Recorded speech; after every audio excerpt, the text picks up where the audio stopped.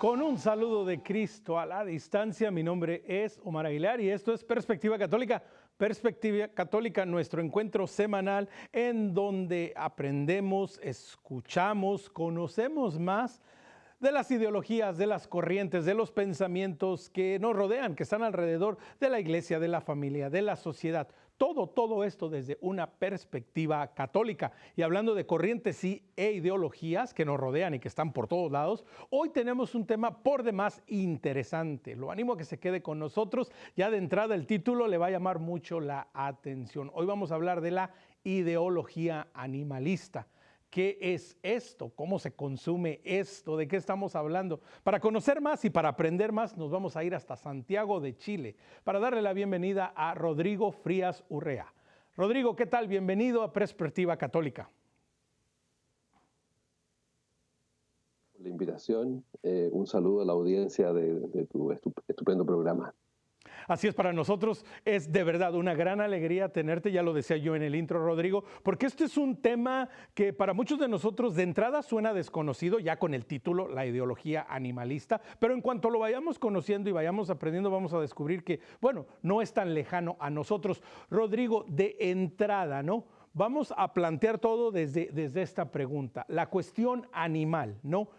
Ciertamente, Perfecto. de manera particular, los últimos 250 años en la historia de la humanidad han sido grandes cambios en la tecnología, en la industria, en el modo como vivimos y, ¿por qué no?, también nuestro entendimiento y cómo aprovechamos los recursos naturales y lo que nos rodea, incluidos los animales.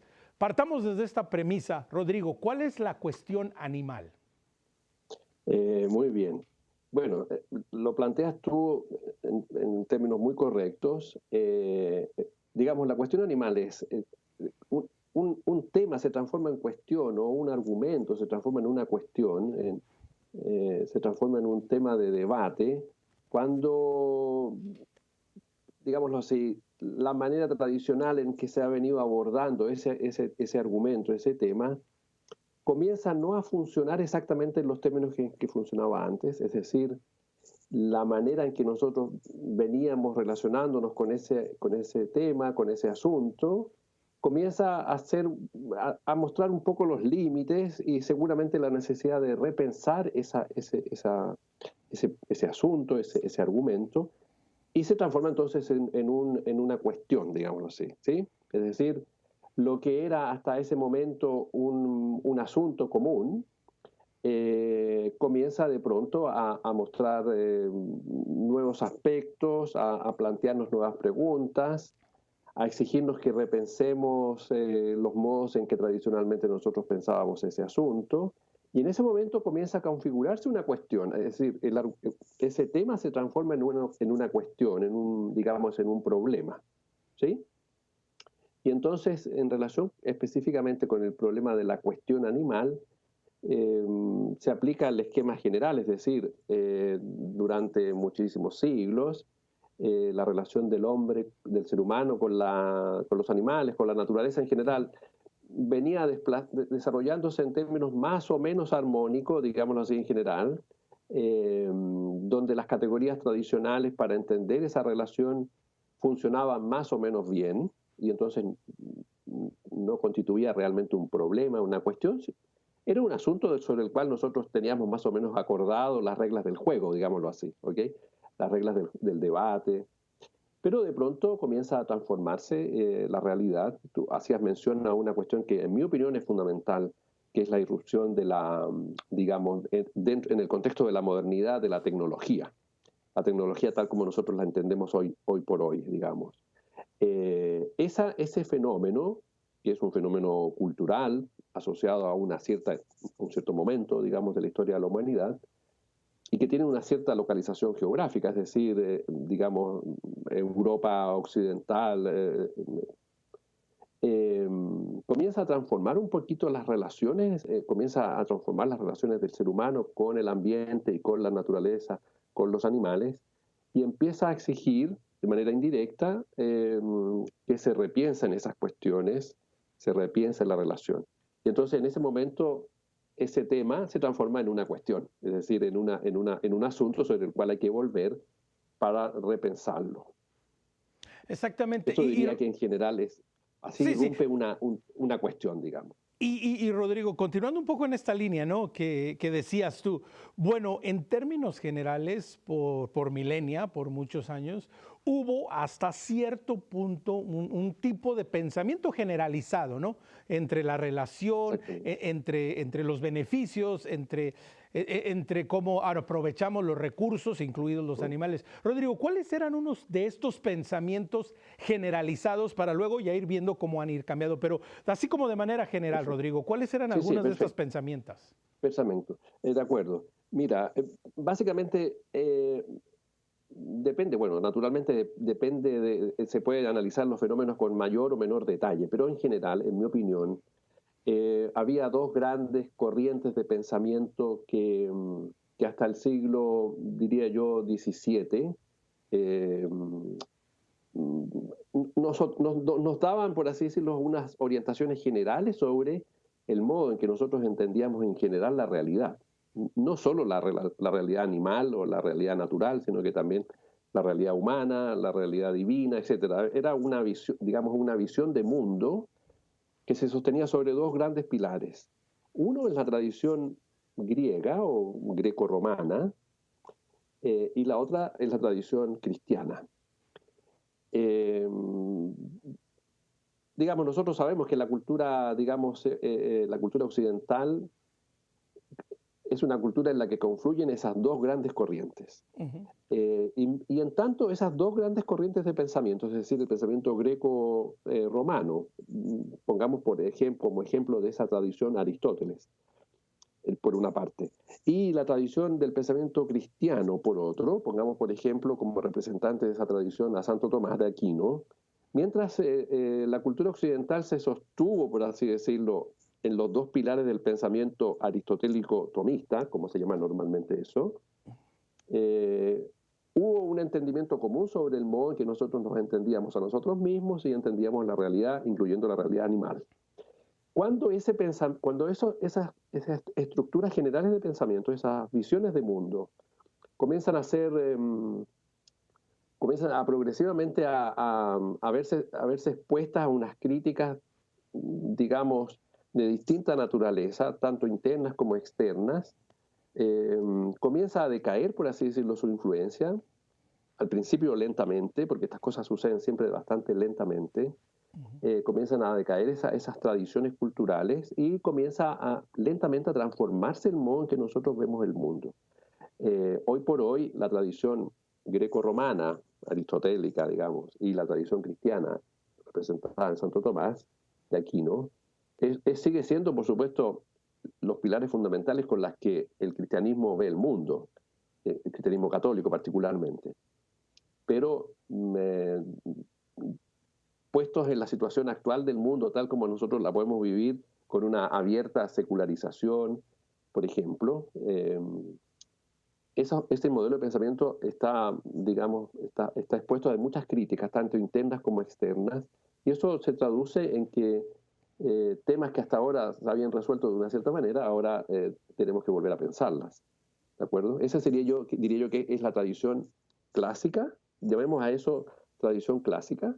eh, Era un poco el marco general en el que se sostenía la visión sobre la relación del hombre con el animal en general. Esa tradición clásica es la que, por diversos motivos, hay que reformular, repensar. Es lo que ha hecho, por ejemplo, el Papa Francisco, antes el Papa Benedicto XVI. Eh, pero también hay corrientes de pensamiento actual que derechamente atacan esa tradición con Ujú. la intención de desplazarla completamente. O sea, es decir, hay distintas maneras de relacionarse con esta tradición y ver qué hacemos con la situación actual, digamos.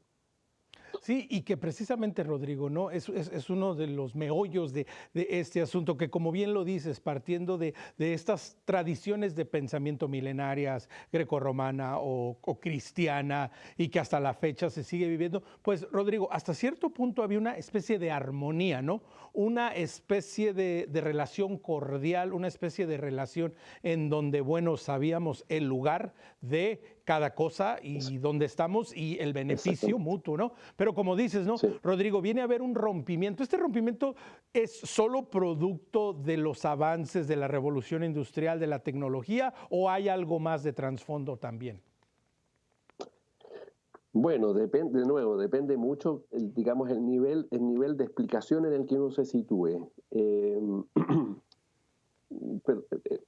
Voy a hacer una pequeñísima consideración, digamos, histórico-filosófica. Mi formación, como tú sabes, es filosófica, entonces es difícil que me salga de esa perspectiva y es probablemente la perspectiva que a ustedes les interesa también. Eh, a veces uno se pregunta, porque la pregunta tuya se puede formular de otra manera. Uno dice, esta perspectiva es la perspectiva clásica. Esa perspectiva clásica se ve progresivamente reemplazada por una perspectiva no clásica, que sería en cierto sentido la moderna, ¿ok? La perspectiva moderna sobre el mundo, que supone varios fenómenos filosóficos, tecnológicos, históricos, políticos, ¿ok? Y entonces la pregunta que uno a veces se hace es, ¿cuándo comienza eso que se llama modernidad? ¿En qué momento comienza realmente uno dice, ya estamos en el mundo moderno, ya no en el mundo clásico, digámoslo así? Eh, y esa es una pregunta que, en mi opinión, es muy difícil de contestar dando una fecha precisa, porque estas cosas no suceden de esa manera. Eh, pero entonces, digamos, hay una serie de factores que explican el que ese paradigma clásico que nos, nos daba una visión del mundo en el que cada cosa tenía su lugar y que de pronto ya no la tenemos y tenemos otras perspectivas sobre ese asunto que compiten, digamos así, unas con otras. Eh, Eso sucede porque entramos en el mundo moderno, en general, lo que se llama la modernidad. Mm. Junto con la modernidad entran fenómenos económicos, tecnológicos, pero seguramente en el fondo no es un cambio puramente tecnológico o económico, sino que es un cambio, digamos, ideológico en el sentido de que es un cambio en la manera en que nosotros vemos el mundo. ¿Sí? El ser humano comienza a ver las cosas de otra manera y eso probablemente se traduce en que se inventan nuevas tecnologías o en que se diseñan nuevos modelos de crecimiento económico, es decir, a mí me parece que los fenómenos, digamos, tecnológicos o económicos, que normalmente nosotros pensamos que son los más importantes, en realidad son más bien un efecto. Es un efecto de la manera en que nosotros, los seres humanos, progresivamente vamos cambiando nuestro modo de ver el mundo. ¿Sí? Entonces, eh, es difícil establecer un momento preciso, pero yo diría que más o menos en el siglo XVII eh, se produce un cambio en la perspectiva en la que el hombre, en principio europeo, eh, digamos, percibe la realidad. Hay varios fenómenos que confluyen en ese cambio y eso obliga a replantear modelos de crecimiento económico, modelos de crecimiento de tecnologías, etcétera, etcétera. Entonces, hay un cambio, en mi opinión, lo fundamental es un cambio de perspectiva, digamos, ideológica o filosófica, teológica, en fin, se van produciendo esos cambios en la mentalidad. Es un cambio de mentalidades, digamos. ¿Sí? Y Eh, que precisamente, ¿no, Rodrigo? Mientras nos lo estás planteando, existe como un reajuste, reorden del orden natural de las cosas, incluido el orden natural del hombre en cuanto a la naturaleza, en cuanto al sí, medio ambiente, en cuanto a su relación con sí, lo que lo rodea, incluido los animales, sí. Francisco. Eh, sí, digamos, existe ese cambio en la perspectiva, existe ese cambio en la perspectiva. Eh, lo que sucede es que yo diría que hoy por hoy no existe todavía una visión del mundo, por así decirlo, consolidada, como la que se consolidó con la confluencia de la tradición greco-romana y cristiana desde hace ya muchos siglos. Nosotros estamos, en mi opinión, en un periodo de transición, es decir, esa visión del mundo, eh, digamos, ha sido sometida a una serie de críticas internas y externas, es necesario reformularla, es lo que ha pretendido, por ejemplo, el Papa Francisco, en mi opinión, y también Ratzinger, el Papa Benedicto XVI, repensar la tradición filosófica y teológica, no para abandonarla, sino que para reactualizarla, por así decirlo, para ponerla a nivel de las exigencias de la sociedad actual y de la mentalidad del hombre actual, etc. pero ese esfuerzo de recuperación y actualización de la visión clásica del mundo compite con otras visiones del mundo, que son algunas próximas al cristianismo y otras que son derechamente contrarias al cristianismo. Y entonces, en mi opinión, hoy por hoy no hay una visión del mundo que esté plenamente asegurada, en el sentido de que sea la principal, la consolidada, sino que hay una pugna, una lucha entre distintas perspectivas. No sé cuánto tiempo podrá durar este fenómeno, pero me parece que por lo menos hoy por hoy existe simplemente una diversidad de puntos de vista, eh, lo que hace lo que hace en cierto sentido interesante la situación, porque nos permite a nosotros, nos exige en cierto sentido conocer las distintas opciones filosóficas, teológicas, culturales, y apreciar los inconvenientes que muchas veces de estas nuevas perspectivas traen consigo, y al mismo tiempo apreciar lo valioso que tenía la tradición clásica, de la cual seguramente no hay que desprenderse, sino que más bien reactualizar. Y entonces a mí me parece que el debate en parte nos obliga, me imagino que también este programa ¿cierto? Sobre el cual estamos ahora, en el que estamos ahora conversando, esta conversación, forma parte del esfuerzo por hacer que la audiencia que nos escucha, ¿cierto? Logre esa clarificación mayor sobre las distintas perspectivas que hay sobre este argumento, apreciando los inconvenientes de muchas de las corrientes actuales y al mismo tiempo apreciando el valor de la tradición clásica, aunque me parece que es importante este punto.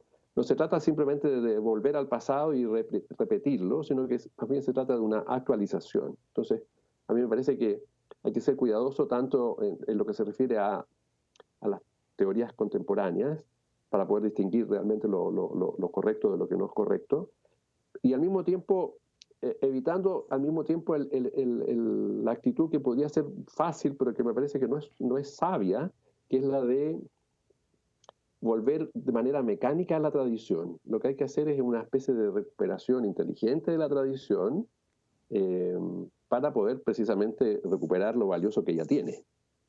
Exactamente, ¿no? Y es una de las grandes realidades, Rodrigo, a problemas de este tiempo, respuestas de este tiempo, ¿no? Tenemos que responder a la actualidad dentro de la actualidad, porque, bueno, solo en la actualidad es que estamos viviendo, no podemos voltear al pasado y buscar una respuesta de una situación que es incompatible y que muchas veces se nos olvida, Rodrigo, pues nuestras sociedades, el modo de vivir ha cambiado a lo largo de la historia, de manera particular lo hemos venido diciendo, los últimos 200, 300 años, el mundo como vivimos, las sociedades en las que vivimos, no existían. De alguna manera es un nuevo mundo en el que nos estamos enfrentando. Y retomando esta cuestión de la cuestión animal. Bueno, hemos visto las diferentes corrientes de pensamiento, las diferentes realidades, pero de nuevo, volviendo a ese punto, Rodrigo, esto también porque responde a que ahora tenemos una relación, hasta cierto punto podemos decir una dependencia de los animales en un mundo que es totalmente exigente. Sí, mira, creo que hay una cosa interesante que apreciar en un contexto un poquito más amplio, no solo relativo a los animales, sino que en general con la naturaleza. Yo creo que el cambio fundamental se produjo en el momento en que nosotros dejamos, por así decirlo, nosotros dejamos de protegernos de la naturaleza y comenzamos el orden se invirtió, en el sentido de que la naturaleza ahora, si pudiera, digámoslo así, se protegería de nosotros, en el sentido de que eh, nosotros hemos desarrollado herramientas, digamos, muy poderosas, tecnologías muy poderosas, muy ingeniosas, que son cosas que hacen cosas impensables de hace no solo 300 años, sino que hacen cosas impensables respecto de 30 años, 40 años. Y entonces, claro, tradicionalmente para nosotros la naturaleza era, sobre todo al inicio, era una fuente de amenazas. Entonces nosotros teníamos que defendernos de ella. Y los animales dentro de ese contexto también. Entonces era una relación, por así decirlo, en la que era dispareja la relación de fuerzas, en un sentido. Es decir, la naturaleza no sobrepasaba en todos los sentidos, nosotros éramos pequeñitos y teníamos que protegernos. Hoy por hoy la situación es inversa. Los seres humanos, no solo en términos numéricos, sino que en términos sobre todo de disposición de poder tecnológico, somos mucho más poderosos que la naturaleza, tanto que tenemos que ser muy cuidadosos para no intervenirla excesivamente y por lo tanto transformar de manera a veces irreversible el medio ambiente y la relación que nosotros, en fin, y el lugar nuestro en la naturaleza. Entonces, el momento seguramente en el que se produjo un cambio fundamental, a mi opinión, es ese momento, es decir, cuando la naturaleza deja de ser una amenaza y se transforma en cierto sentido en una, digamos, nosotros nos transformamos en cierto sentido en una amenaza para ella, ¿ok? Basta leer, por ejemplo, que es un documento que recomiendo ampliamente, que seguramente nuestra audiencia la conoce perfectamente, pero basta con leer el documento, la encíclica del Papa eh, sobre la casa común, ¿cierto? Que se llama la Laudato Si, que es un documento realmente muy importante para darse cuenta en qué manera también el Papa Francisco se refiere a este fenómeno, en el sentido de que hay un momento en que se produce ese cambio y la naturaleza, de ser omnipotente y nosotros muy pequeñitos, digamos así, comenzamos a ser nosotros los que estamos con una omnipotencia o una pretendida omnipotencia y en cierto sentido amenazamos la naturaleza. Entonces, claro, nosotros dependemos mucho de los animales hoy por hoy, pero incluso, en cierto sentido, es posible que progresivamente nosotros, yo creo que con el tiempo vamos a depender un poco menos, porque vamos a ser capaces, precisamente por la tecnología, de reemplazar a los animales en muchas de las cosas que hoy por hoy para nosotros no son muy útiles. Por ejemplo, la experimentación científica, la alimentación, ese tipo de cosas. Yo creo que con el tiempo probablemente la relación va a cambiar de nuevo, producto de la tecnología, porque con tecnologías muy ingeniosas, nosotros probablemente vamos a ser capaces de, por ejemplo, experimentar en prototipos no reales, por así decirlo, cosa que hasta ahora necesitamos los animales para probar medicinas, ese tipo de cosas. O la industria alimenticia. Es probable que gracias, en virtud de la tecnología, logremos prescindir probablemente de animales y seamos capaces de producir alimento artificial, digamos, no con base en la naturaleza, por lo tanto en los animales. Pero hoy por hoy eso no se produce, pero yo creo que eso va a ser seguramente una cosa futura que no creo que sea ciencia ficción. Entonces, para volver un poquito a lo que me preguntabas, en mi opinión, el punto de quiebre es ese momento, es decir, cuando el ser humano, por así decirlo, se sobrepone a la naturaleza, ¿okay? En virtud de la tecnología. Y despliega esa sobreposición, la despliega en modelos económicos, en modelos de sociedad, en modelos de consumo. ¿Okay? Entonces, claro, nosotros podemos cambiar seguramente los modelos de consumo, los modelos de sociedad, ajustarlos, por ejemplo, a una perspectiva cristiana. Pero eso seguramente es la superficie, porque hay que ir al fondo y descubrir, digamos, exactamente qué ha pasado en nuestra relación con la naturaleza y qué explica estos comportamientos superficiales, digamos así, de consumo, de tipo de sociedad, etc. Entonces, me parece que el punto de quiebre está ahí, pero eso es posterior, no en el siglo XVII, yo creo que es más bien en el siglo XX. O sea, en el siglo XX se produce realmente ese quiebre y nosotros ahora somos capaces de intervenir la naturaleza de un modo que hasta ahora era impensable. Y entonces ahí la situación cambia completamente y tenemos que seguramente detenernos, digamos así, y pensar las posibilidades que la tecnología nos ofrece y regular las posibilidades, según en mi opinión, en una perspectiva moral. Es decir, aplicar la ética a la tecnología. Y para eso seguramente es muy útil echar mano a la tradición clásica, porque la tradición clásica ha desarrollado una gran tradición ética de la cual nosotros seguimos alimentándonos y tendríamos que seguir alimentándonos para poder orientar nuestro comportamiento en relación con los animales, por ejemplo, o con la naturaleza en general. Y te escucho, Rodrigo, y no puedo dejar de pensar pues en el otro lado de la moneda, ¿no? Como bien dices, tenemos esta correlación, esta codependencia entre la naturaleza y nosotros, y basta en muchas realidades, tristemente, cuando vemos un huracán o un terremoto que nos recuerda, ¿no? Pues también nuestro lugar y que a veces, pues por más que nos creamos los maestros y dueños del universo, pues no lo somos, tenemos todavía mucho que aprender. Pero, Rodrigo, en el otro lado de la moneda también esto puede llevar a algunas posiciones en extremo en donde de pronto, no sé, se puede pensar, bueno, es que el hombre, el ser humano es la plaga, es que es el que está en contra de todo y es la destrucción de todo, ¿no? También, ¿no, Rodrigo? Sí. Absolutamente, sí. Eso es una reacción, partamos por una consideración, en mi opinión, psicológica, que es un efecto pendular más o menos normal, en el sentido de que si uno dice, bueno, somos nosotros los seres humanos los que contaminamos, somos nosotros los seres humanos los que abusamos de la naturaleza, etcétera, la sobreexplotamos, etcétera. Somos nosotros los que hemos, por ejemplo, provocado el cambio climático, porque no es un fenómeno natural, sino que es un fenómeno creado por determinados fenómenos humanos. Claro, uno tiende normalmente a pensar de que bastaría con eliminar el factor que ha creado la dificultad para que la situación vuelva a su lugar.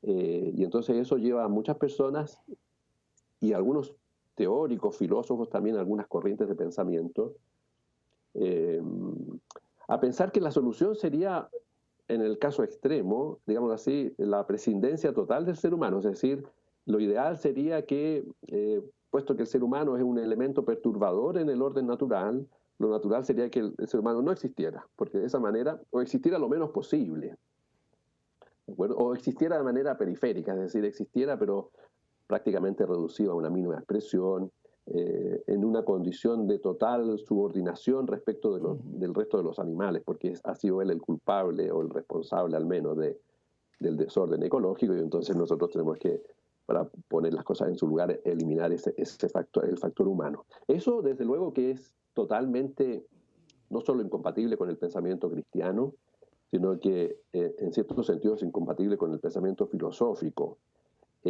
diría yo, con las principales corrientes filosóficas contemporáneas. ¿De acuerdo? Yo creo que hay que distinguir ahí entre, digámoslo así, ciertas ideologías a las cuales yo sin inconveniente las llamaría de esa manera, que son ideologías en el sentido de que son teorías,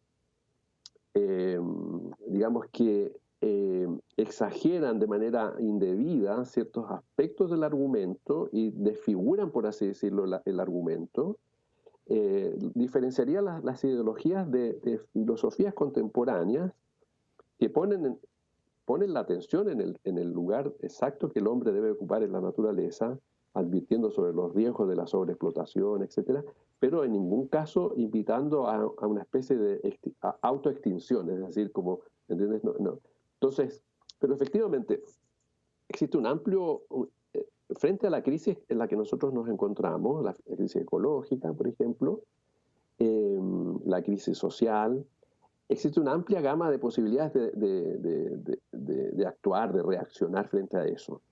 Y seguramente en las más extremas, dentro de las más extremas se encuentran esas ideologías que me parece que están justamente identificadas como tales, ideologías animalistas, u otras formas de ideologías similares, porque se van emparentando las ideologías, digamos así. Otras ideologías que en realidad parten de supuestos antropológicos, en mi opinión, equivocados, que aparentemente dan una solución razonable, pero que en realidad introducirían más problemas de los que pretenden solucionar. Es decir, como se dice a veces, el remedio sería peor que la enfermedad.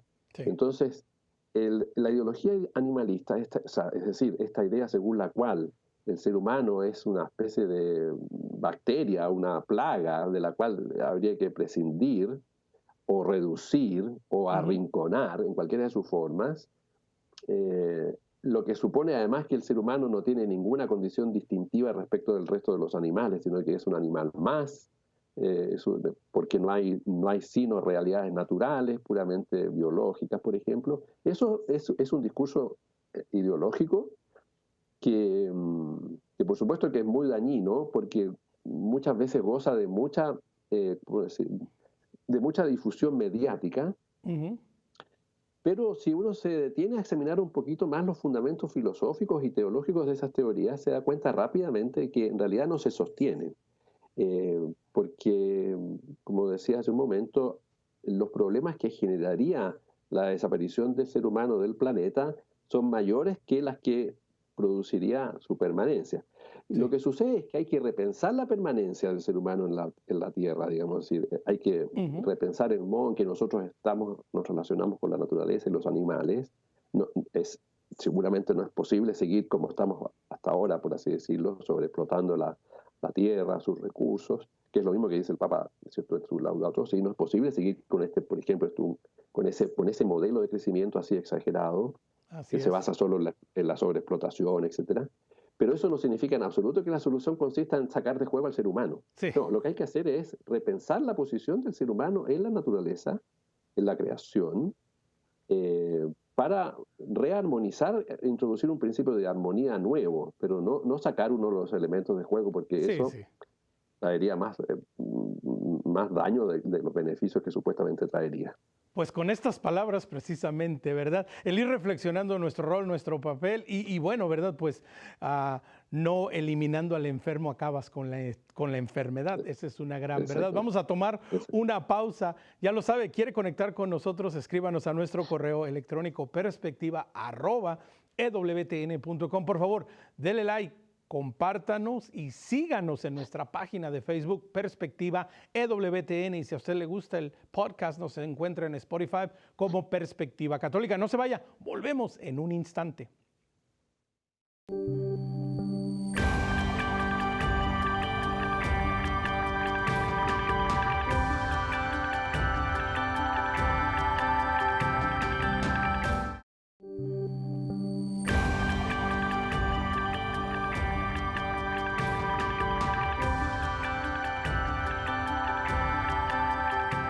Perspectiva Católica, Omar Aguilar. Hoy estamos hablando de la ideología animalista. ¿Qué significa esto y cómo realmente permea nuestro mundo moderno de diferentes maneras, nuestra relación con nosotros mismos, nuestra relación con la naturaleza, no solo en los animales, y cómo podemos ir combatiendo estas ideologías, estas maneras de pensar? Estamos hablando con Rodrigo Frías desde Santiago de Chile. Rodrigo, nos quedábamos en el último segmento hablando brevemente, finalizando, ¿no? Y decía yo como última nota, pues no es eliminando la enfermedad, ¿verdad? Eliminando al enfermo que acabas con la enfermedad. Es decir, no podemos tomar un pensamiento de que, bueno, pues es que el hombre es el que tiene la culpa de todo y quitémoslo de la tierra y esto se vuelve el paraíso. Esto me lleva, Rodrigo, a la pregunta, ¿y por qué no? Porque tenemos que traer también a este caldo de cultivo, a esta buena conversación. ¿Cuál es la postura de la Iglesia, del católico? ¿En dónde estamos? ¿Cómo nos vemos? ¿En dónde está nuestro orden, nuestro entendimiento de la creación? Perfecto. Es una pregunta, digamos, interesante y además muy pertinente, porque, digamos, efectivamente nosotros, como decía hace un momento atrás, existe digámoslo de esa manera, existe una amplia oferta filosófica, cultural, ideológica, que muchas veces se presenta, por así decirlo, como homogénea. Es decir, es como si uno entrara a una zapatería o a una panadería, digamos, y entonces encuentra distintos tipos de cosas, de zapatos o panes, como si fueran, por así decirlo, todos iguales. ¿Okay? Eso es un problema, porque el problema en el mundo actual, en el sentido de que nosotros tenemos acceso a una enorme cantidad de información. Entonces el problema para nosotros no es tanto si haya o no información sobre algún tema o algún argumento o alguna cuestión, sino el problema es saber diferenciar qué argumentos o qué producto, digámoslo, conviene consumir y cuál no, siguiendo el ejemplo de la panadería o de la...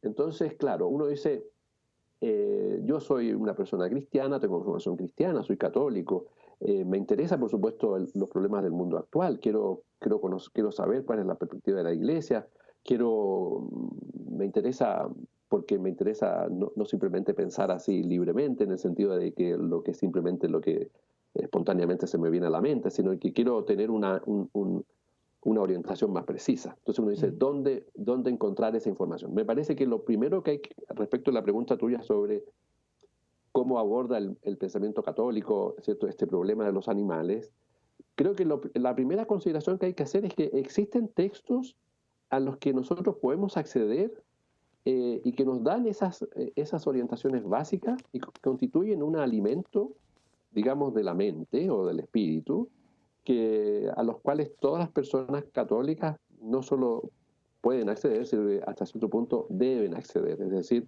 el católico, el cristiano, es una persona que está llamada no solo a vivir según la fe que tiene, sino que además a cultivar esa fe, hacer que esa fe sea una fe pensada, reflexionada, educada.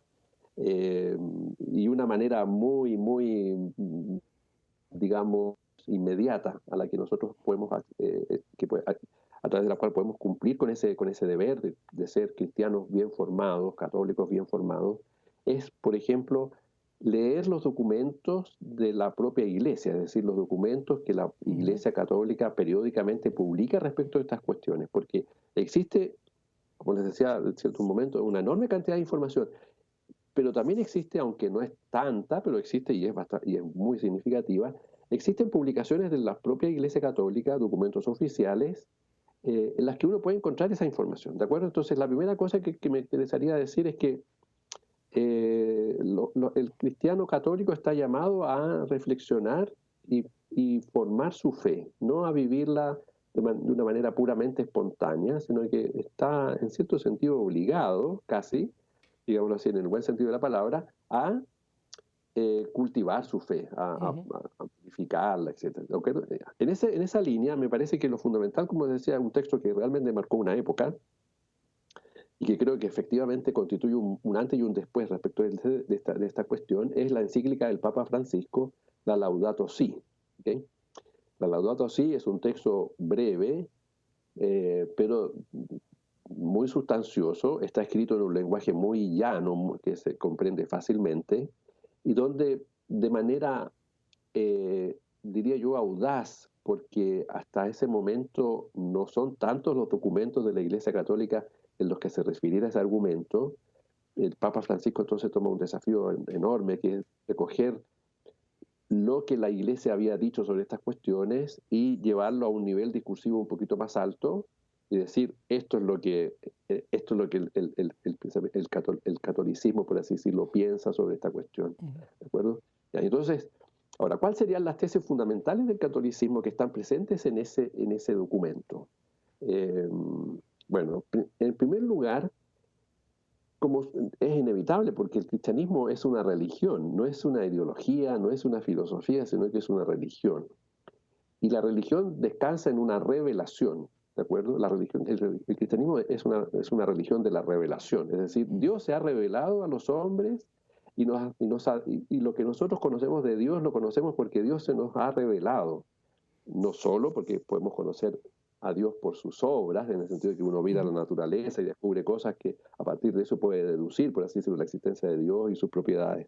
Pero además nosotros tenemos la ventaja, digámoslo así, de que Dios en primera persona se ha revelado, primero en el Antiguo Testamento y después en el Nuevo Testamento en la persona de Cristo.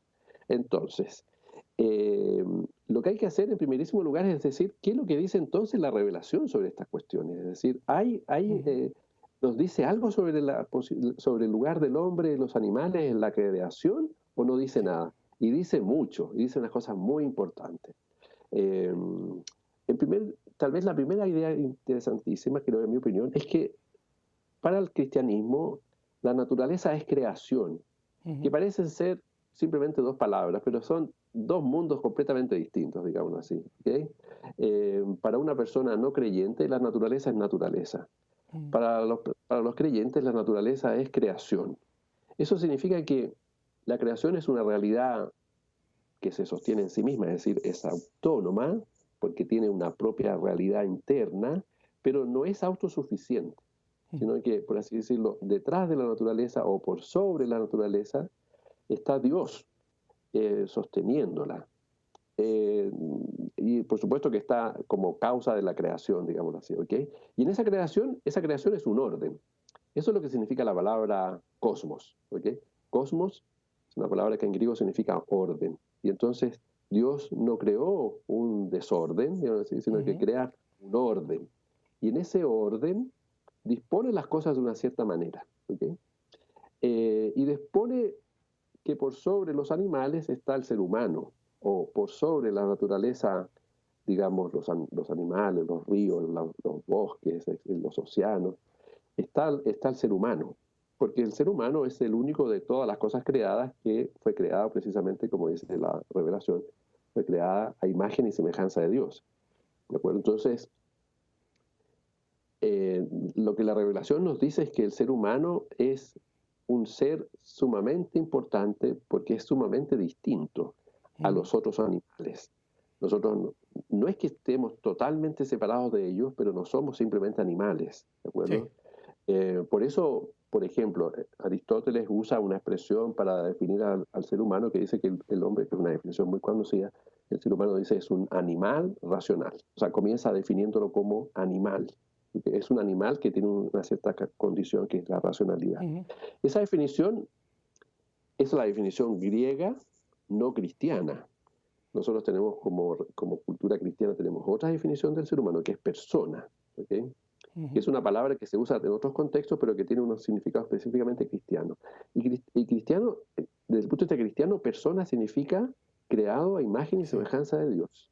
¿De acuerdo? Entonces, esa es la primera indicación que da. Ahora, la segunda, que va estrechamente asociado a eso, es que la naturaleza, el resto de la creación, que no es personal, Ujú. porque solo personal es el ser humano, no es que no tenga valor, no es que sea simplemente materia que esté ahí para que nosotros lo usemos tal como nos diera la gana, digámoslo así, de Ujú. manera arbitraria, sino que precisamente porque nosotros hemos sido creados a imagen y semejanza de Dios, nuestra relación con la naturaleza es similar o analógica a la relación que Dios mismo tiene con la naturaleza, ¿de acuerdo? Eso significa que el ser humano tiene una altísima responsabilidad. Entonces, no solo tiene un valor altísimo él, porque es Ujú. distinto, porque es persona, sino que además tiene una altísima responsabilidad, que es la de cuidar la naturaleza, ¿ok? Sí. Porque Dios se la ha entregado en sus manos, pero no para hacer con ella la que el ser humano subjetivamente pudiera pensar que pueda de manera arbitraria hacer lo que quisiera, sino que ha sido puesta en sus manos porque ha sido puesta en las manos de la imagen de Dios, es decir, entonces la relación que el ser humano está llamado, eso significa la vocación. La Ujú. vocación significa estar llamado a algo. La vocación cristiana, católica, digamos, es una vocación de cuidado, Sí. de tomar la naturaleza y cuidarla, usarla, desde luego, pero es un uso, por así decirlo, cuidadoso, porque se mueve en el contexto de la imagen digamos, en la relación original que Dios tiene con la naturaleza, que es una relación amorosa, porque Dios ha creado la Ujú. naturaleza por amor, también como ha creado al ser humano por amor. Entonces, en primer lugar, la visión cristiana del mundo, la visión católica del mundo supone que el mundo es un orden, no es un Ujú. desorden, que en ese orden existe una jerarquía Sí. que ocupa en primer lugar desde el punto de vista del orden de la creación, no de Dios, porque Dios, por supuesto, no está en la creación, sino está por fuera de ella, digamos, pero en el orden de la creación, el que ocupa el primer lugar, el centro, es el ser humano, Ujú. ¿de acuerdo? Entonces, y eso significa que es persona. El resto de las cosas, los animales no son personas. Pero eso no significa que no tengan valor, no significa que sean simplemente cosas para usar, sino que significa que no tienen esa condición que sí tiene en cambio el ser humano, y que inmediatamente a eso la idea de que el ser humano tiene una altísima responsabilidad, la de cuidar la naturaleza. Lo que dice el Papa Sí. Francisco, que ya antes había adelantado el Papa Benedicto XVI, es que el ser Ujú. humano moderno particularmente ha sido infiel a esa vocación, a la Ujú. vocación de cuidar la naturaleza, y ha tergiversado, por así decirlo, ese dominio. ¿Okay? Entonces, Sí, sí. ha hecho una lectura tergiversada de la revelación, particularmente del Ujú. Génesis, y ha pensado que cuando Dios ha puesto al mundo en nuestras manos, la ha puesto para usarla como nosotros quisiéramos de manera arbitraria. ¿Okay? Sí. Ya, pero eso es una tergiversación, porque Dios no ha puesto la naturaleza en nuestras manos para eso. Dios ha puesto la naturaleza en nuestras manos para cultivarla, cuidarla y en cierto sentido incluso dar gracias a Dios a través de ese mismo cultivo y ese mismo cuidado. ¿De acuerdo? Entonces, esa sería la tercera idea, de que Sí. en la modernidad, particularmente hoy por hoy, yo diría que incluso más, el ser humano no está siendo fiel Ujú. a la vocación tal como originalmente la pensó Dios cuando nos creó y puso en nuestras manos la naturaleza. No, y que nos invitas a una verdadera reflexión partiendo, como dices, desde la ley natural, viendo lo que nos rodea, que no es producto de la casualidad, que no fue que un buen día solo apareció, que hay un orden y ese Exacto, orden creador es un Dios, ¿no? Es volver a esas primeras líneas del libro de Génesis, ¿no? En el principio cuando Dios creó, ¿no? Que nos muestra, bueno, que antes del exactamente. principio había un Dios creador, una fuerza creadora, y que si esa fuerza era creadora era porque una fuerza que tenía un plan y que tenía un plan y ese plan era bueno, y eso viene a nosotros, se nos es integrado con una cierta responsabilidad y que a veces, Rodrigo, se nos olvida el aspecto que tú lo has estado de alguna manera mencionando en esta última maravillosa exposición que nos has hecho. Por ejemplo, algunos de los valores que nos identifican como ser humano, ¿no? El razonamiento, la trascendencia, el poder pensar, ¿no? Entonces, muchas veces se nos olvida que estas son algunas de las características que nos diferencian, que sí, nos hacen superiores, pero que también nos entregan responsabilidades, ¿no? Exactamente, exactamente. Mira, se habría que pensar incluso, creo yo que es una manera muy plástica, muy educativa de pensar este asunto. En la tradición cristiana nosotros tenemos una amplia gama de modelos de santidad. eh, y los santos son precisamente modelos de comportamiento, son las formas en las que históricamente el cristianismo ha ido configurando formas de vivir la fe de manera concreta, en el mundo en que cada santo ha sido puesto, por así decirlo, por la providencia. Y dentro de esa amplia gama de modelos de santidad tenemos el modelo de San Francisco, ¿de acuerdo? Mm. Que es un modelo al cual tanto el Papa Benedicto XVI como el Papa Francisco han vuelto a propósito de esta cuestión de la ecología, del animalismo, de la relación con la naturaleza, etcétera. Y entonces, claro, uno dice, a veces el cristianismo puede resultar, digamos, un poco abstracto, un poco seco, un poco rígido, eh, pero en realidad eso en realidad es desconocimiento del mensaje evangélico, en primerísimo lugar. Y en segundo lugar es un desconocimiento de esta figura de San Francisco, a la cual, como decía ¿cierto? El Papa Francisco, por ejemplo, vuelve para mostrarnos que es perfectamente posible el reconocimiento de la distinción humana, de la diferencia humana, de que el ser humano no es simplemente un animal, sino que el ser humano es una persona, el ser humano lleva impreso en sí, como decía San Agustín, la imagen de la Trinidad, y eso nos hace especialmente diferentes respecto del resto de las cosas de la naturaleza, y nos emparenta en un sentido que ninguna otra naturaleza puede hacer, ninguna otra cosa natural puede hacer, nos emparenta con Dios. Entonces, Mm. el ser humano ocupa una posición intermedia, por así decirlo, entre Dios y la naturaleza no humana. Eh, yo puedo hacer perfectamente esa distinción, puedo sostener coherentemente esa distinción de manera cristiana y filosófica de que el ser humano es distinto al resto de los seres naturales, y al mismo tiempo mostrar en la persona de San Francisco que es perfectamente posible ser superior, por así decirlo, y al mismo tiempo servir a los demás, ¿de acuerdo? Ujú. Es decir, que, porque uno a veces entiende que la superioridad significa que los otros están a nuestro servicio, entonces el que es superior usa a los otros, ¿de acuerdo? Ujú. En cambio, el cristianismo y el cristianismo evangélico, la versión y la versión esta, digamos, franciscana, que me parece que es especialmente pertinente en estas cuestiones, nos muestra que yo puedo ser, por así decirlo, la única persona, en el sentido de que solo el ser humano es reflejo de este Dios trinitario, Ujú. que es amor, ¿cierto? Porque eso significa trinitario, significa amor, entrega, y eso se traduce en nuestra relación con la naturaleza, o debiera traducirse en nuestra relación Sí. con la naturaleza. Entonces la superioridad no es dominio, sino Ujú. que la superioridad es servicio, ¿de acuerdo? Y eso se verifica, se puede comprobar, digamos, de manera bastante directa, Ujú. de manera intuitiva, digamos así, en la persona de San Francisco, Sí. que vivía en armonía con la naturaleza, sin desconocer que el ser humano era el único capaz de hablar, alabar a Dios, maravillarse, cuidar la naturaleza, etcétera. Es decir, sin reconocer nuestra distinción, nuestro carácter Sí, personal, sí. digamos.